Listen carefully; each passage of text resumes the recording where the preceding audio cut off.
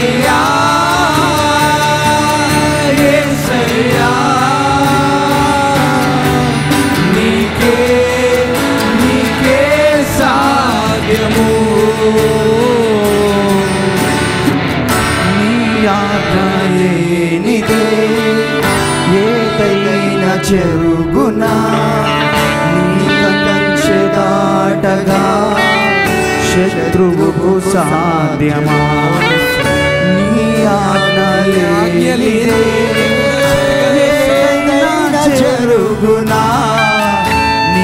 కంచె దాటగా శత్రువుకు సాధ్యమా? మా దేవా నీవే మా తోడుంటే అంతే చాలును. అపవాది తలచిన కీడులన్నీ మేలైపోవును. మా దేవా నీవే మా తోడుంటే అంతే చాలును. అపవాది తలచిన కీడులన్నీ మేలైపోవును. ఏమైనా చేయగలవు, కథ మొత్తం మార్చగలవు. నీ నామముకే మహిమంతా తెచ్చుకొందువు. ఏమైనా చేయగలమా, కథ మొత్తం మార్చగలవు. నీ నామముకే మహిమంతా తెచ్చుకొందువు. యేసయ్యా యేసయ్యా నీకే నీకే సాయము. యేసయ్యా యేసయ్యా నీకే నీకే సాధ్యము. నిన్ను నేను ఆరాధించెదను నా యేసుదేవా, నీ నామం స్తుతించెదను. నిన్నే ప్రభువా, నిన్ను నేను ఆరాధించెదను నా యేసుదేవా, నీ నామం కొనియాడెదను. కొండలలో లోయలలో ఎక్కడున్నా నీవే నా దేవుడవు. కొండలలో లోయలలో ఎక్కడున్నా నీవే నా దేవుడవు. నిన్ను నేను ఆరాధించెదను నా యేసుదేవా, నీ నామం కొనియాడెదను. నిన్ను నేను ఆరాధించెదను నా యేసుదేవా, నీ నామం కొనియాడెదను. ఈ లోక దృష్టికి అందరూ ఎటు వెళ్తే అది జనులకు సరి అయిన మార్గము. తండ్రి నీ దృష్టికి ఒంటరినై ఉన్నాను, నీవు నా తోడుగా ఉండుటే సాధ్యము. ఈ లోక దృష్టికి అందరూ ఎటు వెళితే అది జనులకు సరి అయిన మార్గము. తండ్రి నీ దృష్టికి ఒంటరినై ఉన్నాను, నీవు నా తోడుగా ఉండుటే సాధ్యము. ఈ లోకమేమైనాను ఎవరెటు రక్షణను ఉన్నావుగా నీవు నాతో. ఈ లోకమేమైనాను ఎవరెటు రక్షణను ఉన్నావుగా నీవుతో. ఎడబాయని తండ్రివి కొండలలో లోయలలో ఎక్కడున్నా నీవే నా దేవుడవు. కొండలలో లోయలలో ఎక్కడున్నా నీవే నా దేవుడవు. నిన్ను నేను ఆరాధించెదను నా యేసుదేవా, నీ నామం కొనియాడెదను.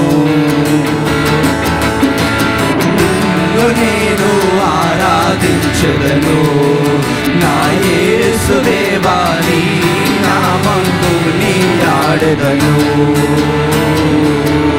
ఏమైనా కథ మొత్తం మార్చగలవు. నీ నామముకే మహిమంతా తెచ్చుకొందువు.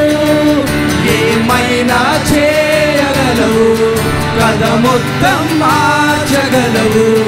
నీ నామముకే మహిమంతా తెచ్చుకొందువు. యేసయ్యా యేసయ్యా మన హృదయాల్లో తుడి అందరం కూడా నీకే నీకే సాధ్యము. యేసయ్యా యేసయ్యా నీకే నీకే సాధ్యము. యేసయ్యా యేసయ్యా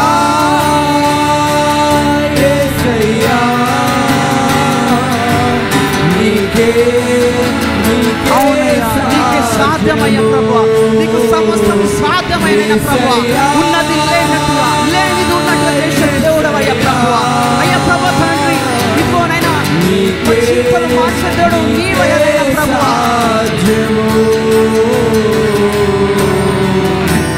నేను ఆరాధించదను నా యేసుదేవా, నీ నామం కొనియాడెదను.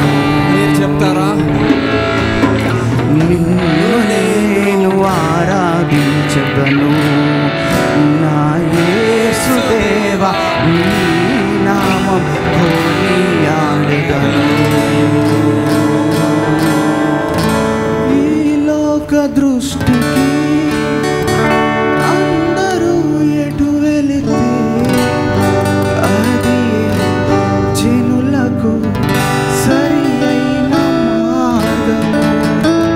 తండ్రి నీ దృష్టికి ఒంటరినై ఉన్నాను, నీవు నా తోడుగా ఉండుటే చాలును. ఈ లోకమేమైనాను ఎవరెదురొచ్చినాను ఉన్నావుగా నీవు నాతో. ఈ లోకమేమైనాను ఎవరెదురొచ్చినాను ఉన్నావుగా నీవు నాతో. ఎడబాయని తండ్రివి కొండలలో లోయలలో ఎక్కడున్నా నీవే నా దేవుడవు. కొండలలో లోయలలో ఎక్కడున్నా నీవే నా దేవుడవు. ఉంటే చాలయ్యా. నిన్ను నేను ఆరాధించెదను నా యేసుదేవా, నీ నామం కొనియాడెదను. నిన్ను నేను ఆరాధించెదను నా యేసుదేవా, నీ నామం కొనియాడెదను. ఏమైనా చేయగలవు, కథ మొత్తం మార్చగలవు. మార్చేస్తావు నీ నామముకే మహిమంతా తెచ్చుకొందువు. ఏమైనా చేయగలవు, కథ మొత్తం మార్చగలవు. నీ నామముకే మహిమంతా తెచ్చుకొందువు. యేసయ్యా యేసయ్యా నీకే నీకే సాధ్యము. యేసయ్యా యేసయ్యా నీకే నీకే సాధ్యము. నీకు ప్రతి సమస్యలు సాధ్యమయ్యా దేవ ప్రభువా. అయ్యా ఇదిగో మా జీవితాన్ని అర్పిస్తున్నామయ్యా తండ్రి ప్రభువా.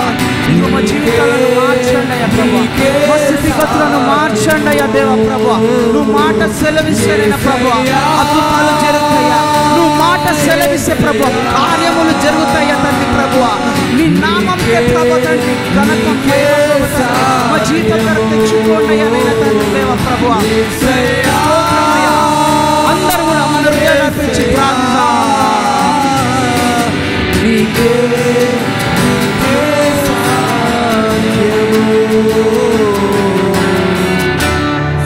అందరం కూడా ఒకసారి స్వరాలు ఎత్తుందామా? యేసయ్యా యేసయ్యా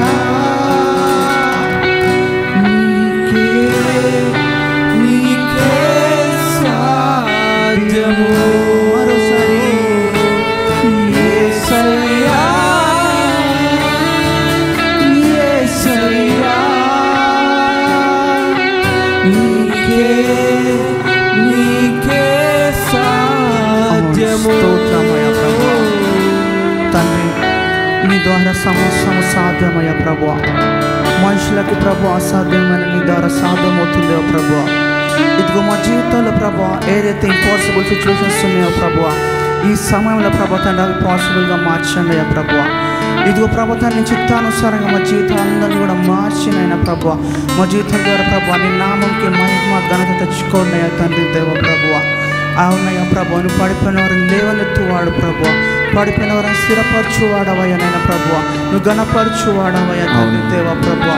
తండ్రి ఇదిగో మా అందరి జీవితాన్ని చేతులు సమర్పించుకుంటాం ప్రభా. విజయకాల సమయంలో అందరి జీవితాన్ని బట్టి నీ నామంకి మహిమ ఘనత తెచ్చుకోమని మా జీవితాన్ని నీ చేతికి సమర్పిస్తూ యేసు నామములో ప్రార్థిస్తున్నాం తండ్రి.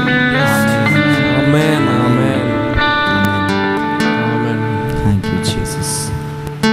ఒకసారి నీరసంగా ఉన్నవారు అందరూ గట్టిగా చప్పట్లు కొడతారండి. వావ్, దేవునికి స్తోత్రం. అందరూ నీరసంగానే ఉన్నారు. మనం ఎక్కడున్నామండి? ఒకసారి చెప్తారా? ఎక్కడున్నాం మనం?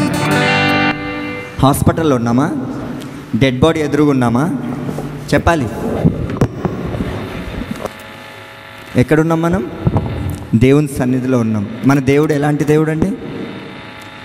ఆయన మహామహుడు, మహా తేజస్సుతో నిండుకొనినవాడు. అలాంటి దేవుడిని మనం నీరసంగా ఉన్నారంటే అందరు చప్పట్లు కొడుతున్నారు. దావీదు అంటాడు, నీ సన్నిధిలోనే సంపూర్ణ ఏం కలదు? ఏం కలదు? సంతోషం. మరి మన ముఖాల్లో ఉందా అది? మన ముఖంలో ఉన్న, మన హృదయంలో ఉన్న అది క్రియారూపంలో దేవుణ్ణి ఆరాధించటంలో కనిపిస్తుంది. మీరు నీరసంగా ఉన్నారంటే చప్పట్లు కొట్టున్నారు. ఇప్పుడు సజీవంగా ఉన్నవారు అందరు కూడా గట్టిగా చప్పట్లు కొట్టండి. మీరు ఈ విధంగా స్పందించట్లేదనే మేము సౌండ్ ఎక్కువ పెట్టుకుంటే పైన వాళ్ళు పక్కన వాళ్ళు అందరూ వచ్చి మా మీద కంప్లైంట్ చేస్తున్నారు. తెలుసా మీకు ఆ విషయం? తెలుసా? తెలీదు. మీరు మంచిగా మాకు సపోర్ట్ చేస్తే ఆరాధించే వాళ్ళకి బయట ఏ డిస్టర్బెన్సెస్ మనకు ఉండవు. ఎందుకంటే సౌండ్ సిస్టమ్ తక్కువగా పెట్టుకొని చక్కగా మనం దేవుడిని ఆరాధించవచ్చు. నీరసంగా ఉన్నవారు మరొకసారి చప్పట్లు కొట్టండి. ఇంకా నీరసంగానే ఉన్నారు మీరు. అలర్ట్గా ఉండాలి, చాలా అలర్ట్గా ఉండాలి. మనం దేవుని సన్నిధిలో ఉన్నామన్నా భయం మనలో ఉండాలండి. దేవునికి సన్నిధికి వచ్చినప్పుడు ప్రతి ఆదివారం మనం అది పాటించాలి. దేవునికి ఇష్టమైనది ఏంటి? మన విరిగి నలిగిన హృదయమే దేవునికి ఇష్టమైన బలియాగం. ఆ విధంగా మనం ఆరాధిస్తుంటే ఏమీ అవసరం లేదు. దావీదులాగా మనం పరవశించిపోవచ్చు. హల్లెలూయా. చేతులు పైకెత్తి చెప్దాం, హల్లెలూయా హల్లెలూయా. దయచేసి ప్రారంభం నుండి చివరి వరకు ఉత్సాహంగా సంతోషంగా. మనము డెడ్ బాడీ ఎదురుగుంటే మనము ఏడుస్తూ కూర్చుంటాం. కానీ మనం ఆరాధించే దేవుడు ఎవరండి? డెడ్ బాడీస్ని సైతమైన లేపగలిగిన సమర్థుడు. ఆమేన్ చెప్దామా? ఆమేన్. మనము డెడ్ బాడీ ముందు లేము. ఆ డెడ్ బాడీని సైతం లేపినవాడు, ఆయన మృతుడై లేచిన సజీవుడైన దేవుని మనం ఆరాధిస్తున్నాం. హల్లెలూయా. బిగ్గరగా చెప్దామండి, హల్లెలూయా. ఎక్కడ ఆయన యొక్క నామం పేరిట 2 లేదా 3 కూడి ఉంటారో వారి మధ్యనే నేను ఉంటాను అని సెలవిచ్చిన దేవుడు. మనం ఇంతమంది ఉన్నా కూడా మన మధ్యలో ఆయన ఉన్నాడని మనం నమ్మాలి. అప్పుడే మనం ఆయన్ని మంచి స్వరంతో మంచిగా ఉత్సాహంగా చాలా మంచి ఏమంటారు యాక్టివ్గా మనము ఆరాధించాలి. దయచేసి ఈ విషయాన్ని నెక్స్ట్ వీక్ నుంచి మాకు సహకరించవలసిందిగా మీకు మనవి చేస్తున్నాం. ఈ సమయంలో మనం వర్తమానంలోనికి వెళ్దాం.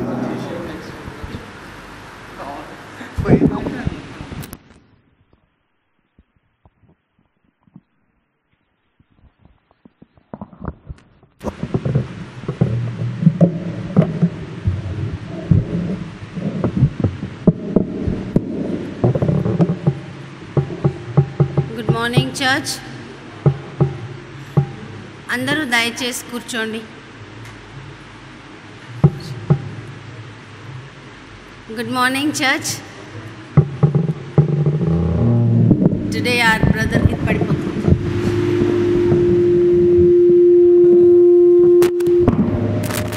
Our brother Phillips is not well, so Sister Asha Phillips is unable to attend, and we'll move on as requested by her. I request Sister Shirley to come and pray for Brother Phillips.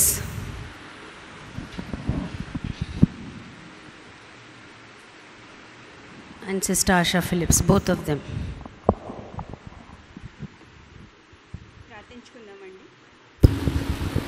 ప్రార్థించుకుందాం. పరిశుద్ధుడా పరిశుద్ధుడా పరిశుద్ధుడా పరిశుద్ధుడైన మా తండ్రి, మా దేవ, మా రక్షక, ఈ ఉదయకాలంన నా ప్రభువా, మీ పేరిట మేమందరం కూడా మీ ఆరాధనలో పాల్గొనే భాగ్యంను మీరు మాకు అనుగ్రహించినందుకు మీకు వేలాది స్తుతులు స్తోత్రములు నా ప్రభువా. దేవా, నా రక్షక, మీరు మా మధ్యలో ఉంటూ నా ప్రభువా, మీ నామ ఘనత మహిమ కోసం మమ్మల్ని మీరు వాడుకుంటూ నా ప్రభువా, మమ్మల్ని చేయి పట్టుకొని నడిపిస్తున్నందుకు మీకు వందనములు చెల్లిస్తుంటున్నాము నా ప్రభువా. నా రక్షక, ఈ ఆదివార సమయంలో నా ప్రభువా, మరి ముఖ్యంగా ఆశా ఆంటీ ఇంకా ఫిలిప్స్ అంకుల్ గురించి మీ పాదం దగ్గర తీసుకొస్తున్నాం నా తండ్రి. నా రక్షక, వాళ్ళిద్దరిని మీరు ఎన్నుకొని నా ప్రభువా ఈ సంఘంను నడిపించడానికి వాళ్ళని మీరు నడిపిస్తున్నందుకు మీకు వందనములు నా రక్షక. గత కొద్ది రోజులుగా నా ప్రభువా ఆంటీకి బాగలేకుండా, ఇప్పుడు అంకుల్కి బాగలేకుండా ఉంటుండగా తండ్రి, మేము మీ గాయపడ్డ హస్తంతో ఆంటీని అంకుల్ని మీరు తాకి నా ప్రభువా సంపూర్ణ స్వస్థతను, ఆరోగ్యంను, బలమును దయచేయమని మీకు మొరపెడుతుంటున్నాము. మీరు ఏ రీతిగా అయితే మీ వాక్యంలో చెప్పినారో నా ప్రభువా, మీరు పొంది ఉన్న గాయముల చేత మాకు స్వస్థత ఉంటుందని మీరు సెలవిచ్చి ఉన్నారు కాబట్టి తండ్రి, నా రక్షక, మీ గాయపడ్డ హస్తంతో నా ప్రభువా ఇద్దరు అంకుల్ ఆంటీని మీరే తాకి నా ప్రభువా కంప్లీట్ హీలింగ్ని దయచేసి నా ప్రభువా మంచి ఆరోగ్యం అనుగ్రహించి నా ప్రభువా, మీ చిత్తమైతే నా తండ్రి వచ్చే ఆదివారం నుంచి నా ప్రభువా ఇద్దరు కూడా నా ప్రభువా ఆరాధనలో పాల్గొని నా ప్రభువా మీ వాక్యం అందిస్తూ నా తండ్రి మీ సేవను కొనసాగించడానికి మీ కృపను అనుగ్రహించండి. ప్రతి విధమైన అనారోగ్యాన్ని తొలగించండి, ప్రతి విధమైన వీక్నెస్ని తీసివేసి నా ప్రభువా మీ రెక్కల చాటున వాళ్ళిద్దరినీ కూడా కాచి కాపాడి నడిపించి బలపరచమని, మా అందరికీ మీరు తోడుగా ఉండి ఆరాధన అంతట్లో కూడా మీకు మహిమ ఘనత కలిగే రీతిగా మమ్మల్ని మీరే నడిపించమని ఈ కొద్ది విన్నపములు మా ప్రభు అయిన యేసుక్రీస్తు పేరిట మిక్కిలి వినయంతో బ్రతిమాలి వేడుకుంటున్నాం స్వామి. Amen.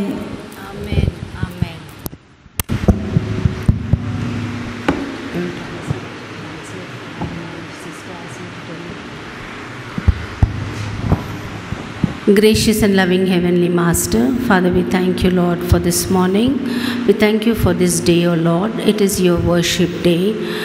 Father, we look forward for your word, Lord. We pray that you will anoint Sister Elizabeth, Lord. And I pray that you will also touch Sister Shirley as she translates, O God. Speak to each one of us, O God. Now, as we look up to you, O Father, we also remember Sister Phillips and Brother Phillips, O God. I pray, Father, healing upon them and complete healing, Lord, complete health.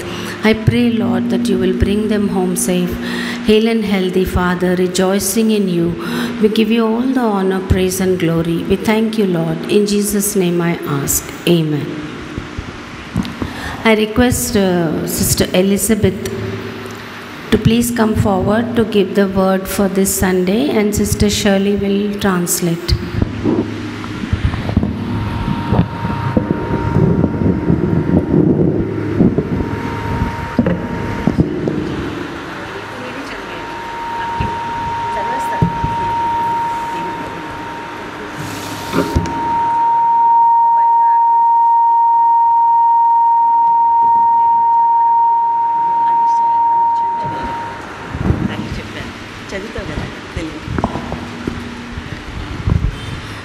Praise the lord church. అందరికీ శుభాకాంక్షలు, దేవునికి మహిమ. ఇప్పుడు వాక్యంలో వెళ్ళక ముందు మనం చిన్న ప్రార్థన చేసుకుందాం. Let us pray. ప్రభా స్తోత్రం నా తండ్రి. ప్రభా రాత్రి నుంచి ఇప్పటి వరకు కాచి కాపాడినందుకు వందనాలు నా తండ్రి. మాకు మంచి దినాన్ని దయచేసినందుకు వందనాలు నా తండ్రి.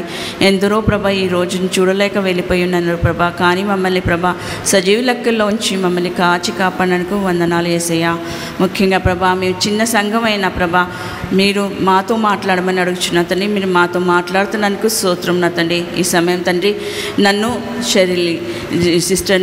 షెరిల్ సిస్టర్ని అభిషేకించి ప్రభా మేము కాదు తండ్రి, మా ద్వారా ప్రభా మీరు మాట్లాడమని అడుగుచున్నాను తండ్రి. నా లిప్స్ని నోట్ని ప్రభా టంగ్ని అన్నిటినీ ప్రభా మీకు అభిషేకించి ప్రభా మీరే ప్రభా నా ద్వారా మాట్లాడమని అడుగుచున్నాను తండ్రి. అలాగే షెరిల్ సిస్టర్ని కూడా ప్రభా ట్రాన్స్లేట్ చేస్తుండగా తన నోటిని కూడా టంగ్ని లిప్స్ని అన్నిటినీ మీరు అభిషేకించి తన ద్వారా మీరు మాట్లాడమని అడుగుచున్నాను తండ్రి. ఈ వాక్యం ప్రభా మీరు నాకు ఇచ్చినందుకు వందనాలు నా తండ్రి. ప్రభా ఇది ప్రభా అనేకుల దగ్గరికి వెళ్ళి ప్రభా అనేకుల్ని రక్షించేలాగా సహాయం తెచ్చిమని అడుగుచున్నాను తండ్రి. ఎందుకంటే ప్రభా మీరు నాకు వాగ్దానం చేశారు, ఏ వాక్యం విత్తనం కాబట్టి నువ్వు విత్తనం వేస్తూ ఉండు, మిగతాది నేను చేసుకుంటానని చెప్పిన రాజా మీ మీదే అంత భారం వేస్తూ ప్రభా నేను ఈ వాక్యంలో ప్రభా నేను ప్రవేశించుగా మీ ఆశీర్వాదాలు మా మీద ఉంచమని నజరైన యేసుక్రీస్తునామమున అడుగుచున్నాను తండ్రి. ఆమేన్. ఇప్పుడు మనందరం చిన్నప్పటి నుంచి 10 కమాండ్మెంట్స్ అంటే అందరికీ తెలుసు. All of us know about the 10 commandments. We would have heard and learned from our childhood. అయితే చిన్నప్పుడు పిల్లలు ఏం చేస్తారంటే 10 కమాండ్మెంట్స్ మీద స్కిట్ వేస్తారు, లేకపోతే యాక్షన్ లాగా చూపిస్తారు, మెమరీ వర్స్ లాగా చెప్తారు. అప్పుడు చెప్పినప్పుడు ఏమవుతుందంటే చర్చ్లో లాస్ట్కి ప్రైజెస్ డిస్ట్రిబ్యూషన్ దగ్గర ప్రైజెస్ ఇస్తారు. వాళ్ళకి ఫస్ట్ ప్రైజ్ వచ్చింది అని వాళ్ళకి గిఫ్ట్ లాగా ప్రైజెస్ డిస్ట్రిబ్యూట్ చేస్తారు. We would have seen that children in their young age, they would be enacting the 10 commandments. They will be learning the 10 commandments as memory verses and reciting them. And whenever they participate in sharing the 10 commandments, they will receive gifts and prizes. అయితే ఉత్తి skit వేస్తేనే ఇంకా 10 commandments చెప్తేనే వాళ్ళకి prices వస్తాయి. వాళ్ళు ఎంత సంతోషపడతారు, వాళ్ళ పేరెంట్స్ ఎంత సంతోషపడతారు. Children, if they enact the 10 commandments or they recite the 10 commandments and they win a prize, how happy would they be? How happy their parents would be? అయితే మనం నిజంగా దేవుడిచ్చిన మనకి కమాండ్మెంట్స్ మనం ఫాలో అయితే దేవుడు ఎంత సంతోషపడతారు. And in this, if we as his children follow the 10 commandments and obey the 10 commandments, how happy the Lord God would be. మన మీద షవర్స్ ఆఫ్ బ్లెస్సింగ్స్ మనకి కుమ్మరిస్తారు. He will shower his blessings upon us. ఈ earthly మనుషులే మనకి ఆ skit వేయగానే praise ఇచ్చినప్పుడు మనం కమాండ్మెంట్స్ ఫాలో అవుతే మనకి ఎంత బ్లెస్సింగ్స్ వస్తాయి. When we only recite or enact the 10 commandments, if we get prizes, how many rich blessings would we get when we follow and obey the 10 commandments? అయితే ఈరోజు మనం చూద్దాం. ఈ 10 కమాండ్మెంట్స్ కంటే ముందు నేను ఒక మెసేజ్ ప్రిపేర్ అయ్యాను. ఆంటీ నాకు ఫోన్ చేశారు. ఫోన్ చేస్తే ఆంటీ అన్నారు, చెప్తావా సిస్టర్ అనిలా చేస్తుంటే ఫోన్ ఎత్తట్లేదు అన్నారు. So when sister was preparing for the message, auntie through sister Anila asked her, communicated to sister Elizabeth to share the word. అంటే నన్ను మెసేజ్ చెప్పమన్నారు. నేను ఓకే ఆంటీ అన్నాను. నేను ప్రిపేర్ లేను, మెసేజ్కి ప్రిపేర్ లేను. When sister was asked to share the message today, she agreed to that, but she was not prepared for the message. అప్పుడు మళ్ళీ నేను బైబిల్ చదువుకుంటా నా మనసులో ఒక సరేలే అని ఒక మెసేజ్ ప్రిపేర్ అయిపోయాను నేను. And when sister agreed to share the word and when she was praying, she had already prepared a message earlier. అయితే రాత్రంతా మళ్ళీ ప్రేయర్ చేసుకున్న, ఆ డే అంతా ప్రేయర్ చేసుకున్న, ప్రిపేర్ అయ్యాను. మెసేజ్ ప్రిపేర్ అయినాక ప్రభా ఇదేనా కరెక్ట్ మెసేజ్ లేకపోతే వేరే నా మెసేజ్ మీరు ఇస్తారా నాకు అని ప్రార్థనలో పెట్టుకున్నాను. After sister prepared for the message, she was asking God to show if the message that she prepared was the message that God wanted to be shared here. అయితే ఎర్లీ మార్నింగ్ లేచి నేను prayer చేసుకున్నప్పుడు God అన్నాడు 10 commandments మీద చెప్పు. So early in the morning when sister woke up, God spoke to her and he said that sister has to share about the 10 commandments. ఈ message చెప్తానికి కారణం కూడా దీనికి ఒక రీజన్ ఉంది. ఎందుకంటే లాస్ట్ మంత్ నేను బైబిల్ చదువుతున్నప్పుడు నాకు దేవుడు కొన్ని వాక్యాలు చూపిస్తున్నారు. అప్పుడు ఆ వాక్యాలు చూసినప్పుడు అరే నెక్స్ట్ మెసేజ్కి బాగా ప్రిపేర్ అవ్వచ్చని ఆ వాక్యాలని నేను నోట్ డౌన్ చేసుకున్నాను. Few days ago when sister was preparing or reading her Bible, she saw certain verses and she felt that those were good verses which she can prepare to share a message. అదే వీక్లో దేవుడు అన్నారు, నువ్వు message ఇస్తావు, నీ personal లైఫ్లో ఎలా నా వాక్యం అంటే పనిచేస్తానో నీ పర్సనల్ రిలేటెడ్గా నువ్వు మెసేజ్ ఇయ్యి, ఇంకా నా డాటర్కి నేను చెప్తాను ఎప్పుడు మెసేజ్ నువ్వు ఇవ్వాలో నేను నా డాటర్కి ఇన్ఫార్మ్ చేస్తాను, నా డాటర్ నీకు ఇన్ఫార్మ్ చేస్తుంది అన్నారు. So when sister was told about this, when God spoke to sister, he also told her that while you are reading the Bible and while you are preparing the message, you should share how it has actually helped you in your personal life. And I will tell you through my daughter when that message has to be shared in the church. అయితే నేను 10 commandments చూసినప్పుడు కొన్ని సంఘటనలు నాది 10 కమాండ్మెంట్స్తో related ఉన్నాయి. So when sister was preparing or when she was studying the 10 commandments, then she realized that some of the verses, some of the commandments related directly to her life. నేను ఇప్పుడు sister షాలుని వచ్చి ఈ 10 commandments తెలుగులో చదవమంటున్నాను. Sister Shalu will read the 10 commandments in Telugu. నిర్గమకాండము 28 chapter. దేవుడు ఈ ఆజ్ఞలన్నీ వివరించి చెప్పెను, నీ దేవుడనైన యెహోవాను నేనే దాసుల గృహమైన ఐగుప్తు దేశములో నుండి నేను వెలుపలికి రప్పించి తిని, నేను తప్ప వేరొక దేవుడు నీకుండకూడదు. పైన ఆకాశమందే కానీ క్రింది భూమి అందే కానీ భూమి కింద నీలయందే కానీ యుండు దేని రూపమును నైనను విగ్రహమునైనను నీవు చేసుకొనకూడదు. వాటికి సాగిలపడకూడదు, వాటిని పూజింపకూడదు. ఎలా అనగా నీ దేవుడైన యెహోవానగు నేను రోషం గల దేవుడను. నన్ను ద్వేషించు వారి విషయములో 3-4 తరముల వరకు తండ్రుల దోషమును కుమారుల మీదికి రప్పించుచు, నన్ను ప్రేమించి నా ఆజ్ఞలు గైకొను వారిని 1000 తరముల వరకు కరుణించు వారనై ఉన్నాను. నీ దేవుడైన యెహోవా నామమును వ్యర్థముగా నుచ్చరింపకూడదు. యెహోవా తన నామమును వ్యర్థముగా నుచ్చరింపు వారిని నిర్దోషిగా ఉంచడు. విశ్రాంతి దినమును పరిశుద్ధముగా ఆచరించుటకు జ్ఞాపకం ఉంచుకొనుము. 6 దినములు నీవు కష్టపడి నీ పని అంతయు చేయవలెను. 7వ దినము నీ దేవుడైన యెహోవాకు విశ్రాంతి దినము.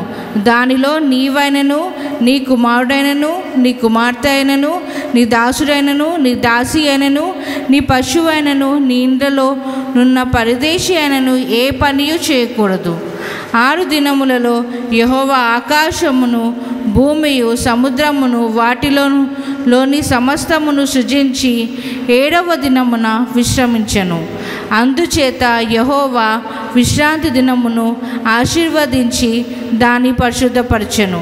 నీ దేవుడైన యెహోవా నీకు అనుగ్రహించు దేశములో నీవు దీర్ఘాయుష్మంతులగునట్లు నీ తండ్రిని నీ తల్లిని సన్మానించుము. నరహత్య చేయకూడదు, వ్యభిచరింపకూడదు, దొంగిలకూడదు, నీ పొరుగువాని మీద అబద్ధ సాక్ష్యం పలకకూడదు, నీ పొరుగువాని ఇల్లు ఆశింపకూడదు, నీ పొరుగువాని భార్యనైనను అతని దాసునైనను అతని దాసి అయినను అతని ఎద్దు అయినను అతని గాడిద అయినను నీ పొరుగువాని దగ్గు దేనినైనను ఆశింపకూడదు అని చెప్పాను. ప్రజలందరూ ఆ ఉరుములు, ఆ మెరుపులు, ఆ బూరధ్వని, ఆ పర్వతము ధూమమును చూచి థ్యాంక్ యూ షాలు. ఇది మనం 10 ఆజ్ఞలు నిర్గమకాండము 20 అధ్యాయము మనం 3వ వచనం నుంచి 17వ వచనం వరకు 10 ఆజ్ఞలు చూసాము. ఇప్పుడు ఫస్ట్ ఆజ్ఞ గురించి చెప్తాం. We have seen the 10 commandments from the book of Exodus chapter 20, verse 3 we have read now. Now sister is going to share about the first commandment. First మొదటి ఆజ్ఞ ఏంటి? నీకు నా తప్ప వేరే దేవుడు ఉండకూడదు. నేను తప్ప మీకు వేరే దేవుడు ఎవరు ఉండకూడదు అని చెప్తున్నారు దేవుడు. If we see here, the first commandment is you shall not have any other god beside me. అయితే దీని వెనకాల ఒక చిన్న టెస్టిమనీ ఉంది. నేను అది I would like to share a small testimony regarding this. మా parents Hindu background. Sister's parents are from a Hindu background. అయితే మేము చిన్న పిల్లలప్పుడే మా డాడీ దేవుడులో కన్వర్ట్ అయ్యారు. When sister and her siblings were very young, that was the time when sister's father became a Christian. అయితే చిన్నప్పుడు మేము Hindus కాబట్టి చిన్న పిల్లలం కాబట్టి మామూలుగా టెంపుల్స్కి వెళ్ళే వాళ్ళం. అది అలవాటు మాకు. When sister was in her childhood, they used to go to temples. కానీ యేసు ప్రభుని నమ్ముకున్నాక మాకు జీసస్ గురించి ఏం తెలియదు, కానీ మా డాడీ టెంపుల్స్కి వెళ్తే కొట్టేవాళ్ళు. So when once they all came to the Lord Jesus, whenever children without their knowledge went to temples, their father used to beat them. అయితే అలాగే మరి మేము బయట ఆడుకుంటూ ఉంటే ఫ్రెండ్స్తో పాటు మేము వెళ్ళిపోయేవాళ్ళం. So when sister and her siblings were playing outside, they used to accompany their friends and go to temples. ఆ టెంపుల్ 1.5 కిలోమీటర్ ఉంటుంది మా ఇంటి కాడ నుంచి. The temple was about 1.5 kilometers away from their home. అయితే ఎందుకు వెళ్ళేవాళ్ళు అంటే ఆ టెంపుల్లో కొబ్బరి నీళ్ళు ఇచ్చేవాళ్ళు, ప్రసాదంగా ఇచ్చేవాళ్ళు. ఆ ప్రసాదం కోసం వెళ్ళేవాళ్ళం. So why the children went to the temple was because they used to be given coconut pieces and coconut water as prasadam. అయితే మా నాన్నమ్మ వచ్చేవాళ్ళు మమ్మల్ని తీసుకొని వచ్చి మళ్ళీ మీ డాడీకి చెప్పొద్దు, నేను మిమ్మల్ని బాగా కొట్టానని మీకు స్వీట్ ఇప్పించానని చెప్పండి, అబద్ధం చెప్పిపించేవాళ్ళు. And sister's grandmother used to take them, and then she used to tell them that once they come back home, they need to tell to their father that she beat them and then gave them some sweets. That was what she used to ask them to lie to their father. అయితే మేము చిన్నోళ్ళు కాబట్టి Jesus గురించి మాకేం తెలియదు కాబట్టి ఏదంటే అది చేసేవాళ్ళం. Children without much understanding about the Lord Jesus, they used to do whatever they were told. దాని తర్వాత కొన్ని సంవత్సరాల తర్వాత మేము ఢిల్లీ వెళ్ళిపోమంటే మేము ఢిల్లీకి వెళ్ళిపోయాం. After few years they shifted to Delhi. అయిన తర్వాత నేను 5th క్లాస్లో ఉన్నప్పుడు ఒకసారి జన్మాష్టమి ఉంటుంది కదా, కృష్ణ జయంతి. So when they were at Delhi on one of the occasions during Janmashtami, అయితే అప్పుడు కృష్ణుని బయట పెట్టి ఐడల్ని ఒక ఉయ్యాల కట్టి ఒక మా నేబర్ బాయ్ ఇలా మీరు ఊపితే 15 పైసా ఇస్తే ఊపిస్తానికి మీకు ఛాన్స్ ఇస్తా అన్నారు. So their neighbor in Delhi, he said that when they are going to if sister and all would give him 15 paise, he would allow them to move the cradle with the idol. అయితే ఏమైందంటే నాకు అప్పుడు దేవుడి గురించి బాగా తెలుసు, Jesus గురించి బాగా తెలుసు, పాపం చేయకూడదు, ఐడిల్ వర్షిప్ చేయకూడదు అని బాగా జ్ఞానం ఉంది. So at that time sister was in her 5th class and she had the understanding that she is not supposed to sin against God. కానీ నేను వెళ్ళి టెంప్ట్ అయిపోయి నా పాకెట్ మనీ ఉంది, ఆ పాకెట్ మనీ ఇచ్చి మమ్మీ డాడీకి మా సిబ్లింగ్కి ఎవరికి తెలియకుండా ఇచ్చి ఆ బాయ్కి ఆ క్రెడిల్ని ఊపాను. So sister knowing fully well that that is not right, she still without letting anybody know at home, she went ahead, she was tempted, she gave the money and then she moved the cradle. అయితే డబ్బులు ఇచ్చి శాపం తెచ్చుకున్నట్టు అనిపించింది. Sister felt that she actually paid to get curse upon herself. ఎప్పుడైతే ఆ పని చేసానో ఒకలాంటి depression వచ్చేసింది. The moment she did that, she went into depression. ఎందుకంటే 5th క్లాస్ అంటే జ్ఞానం ఉంటుంది కదా, తెలుస్తుంది ఏది మంచి ఏది చెడు అని తెలుస్తుంది. Because sister was in her 5th grade, she had that understanding as to what was right and wrong. నా పేరెంట్స్కి నేను చెప్పలేదు, నాకు నేనే చాలా డిప్రెషన్లో వెళ్ళిపోయాను. Sister did not share that with her parents, but she herself went into depression. నా స్టడీస్లో నేను పడిపోతూ ఉన్నా. And since then sister started falling back in her studies. అయితే నేను ఫెయిల్డ్ అయిపోయా. And she also failed in her studies. ఈ చిన్న పాపం అనుకుంటాం, కానీ నాకు తెలియనప్పుడు దేవుడు ఏమి చేయలేదు. కానీ నాకు ఊహ తెలిసినప్పుడు నేను ఐడల్ వర్షిప్ చేశాను. జస్ట్ ఏమి లేదు, ఐడల్ దగ్గరికి వెళ్ళి అంటే నేను పార్టిసిపేట్ చేశాను. పార్టిసిపేట్ చేయగానే నాకు 1 year loss. So when sister was a young child, when she had no understanding, when she did something, at that time there was no punishment. God did not punish her. But once she got to know that this was incorrect, it was wrong, when she deliberately committed that sin, then she had to lose 1 year in her academic career. మనం అనుకుంటాం మనం sorry చెప్పేస్తే God punish చేసేస్తాం, కానీ కొన్నిటికి punish చేస్తారు తప్పకుండా. మనం సారీ చెప్పిన ఆ ఇయర్ అంతా నేను రిపెంట్ అయ్యాను, సారీ చెప్తానే ఉన్నాను, కానీ దానికి నేను పే చేయాల్సి వచ్చింది. నా 1 year వేస్ట్ అయింది, మా స్కూల్ ఫీజ్ వేస్ట్ అయింది, టైం వేస్ట్ అయింది. షేమ్ అంటే షేమ్ అవమానం పడ్డాను నేను. So here if we see that one activity or task that sister did which was not acceptable to God, that made her waste 1 year of her time. She wasted the school fees. She also faced humiliation because of that one activity she did which was not right. ఈ రోజు కూడా ఆఫీస్లో చాలామంది Christian అని చెప్పుకుంటారు, కానీ ఏం చేస్తారు, అన్నిట్లో పార్టిసిపేట్ చేస్తారు. హ్యాపీ దివాళీ, హ్యాపీ హోలీ అంటే నువ్వు దాంట్లో పార్టిసిపేట్ చేస్తున్నావు. ఏం చేయాలి, మా హస్బెండ్ కూడా అంటారు, ఏం చేయాలి కదా చెప్పకూడదు, ఎందుకంటే దేవుడు క్లియర్గా చెప్పారు, వాటి పేరు మీ నోటి మీద కూడా తీసుకోవద్దన్నారు. So here even today we see that many of the Christians in their workplaces, they go ahead and wish others on their festivals, and they just mingle and live like others. But God clearly says that we should not even have the names of these idols in our mouth. మనం ఇప్పుడు second అంటే రెండో ఆజ్ఞ చూద్దాం. Let us look at the second commandment. ఇక్కడ ఏముందంటే ఏ ప్రతిమను చేసుకోవద్దు, భూమి మీదైనా భూమి కిందైనా భూమి పైనైనా చేసుకోవద్దు అని చెప్పారు. Here God says, you shall not make for yourself a carved image, any likeness of anything that is in heaven above, or that is in the earth beneath, or that is in the water under the earth. You shall not bow down to them nor serve them.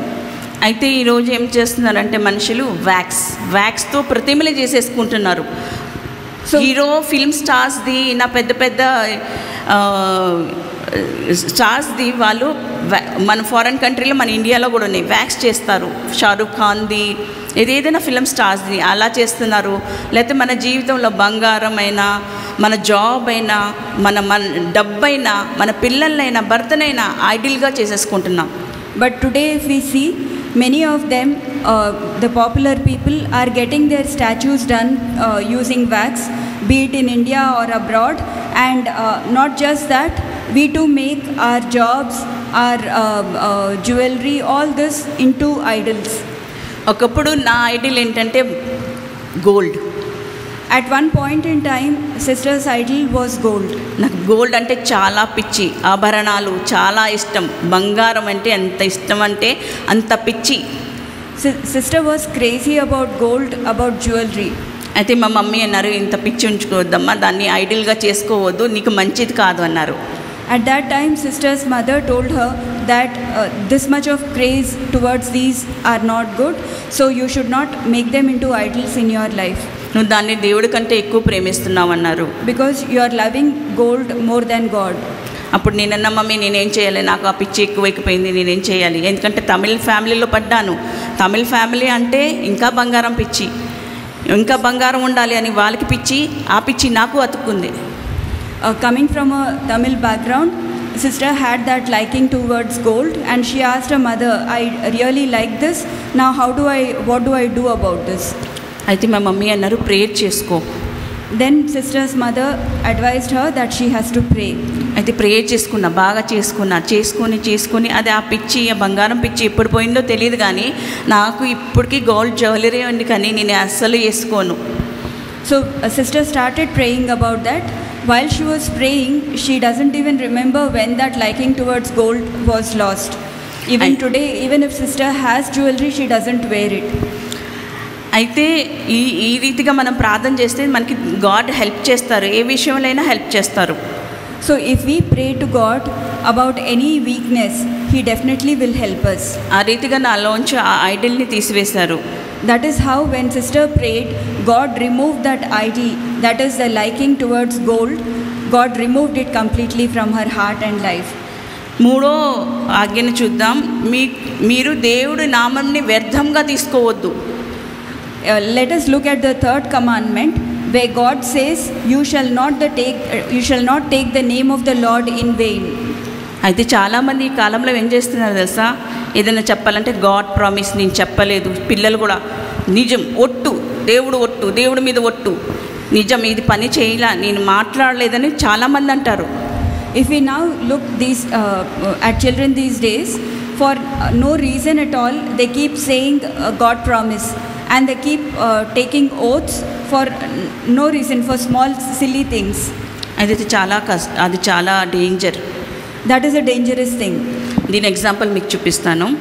Titanic ship చేస్తానికి 3 years పట్టింది. Let me give you an example.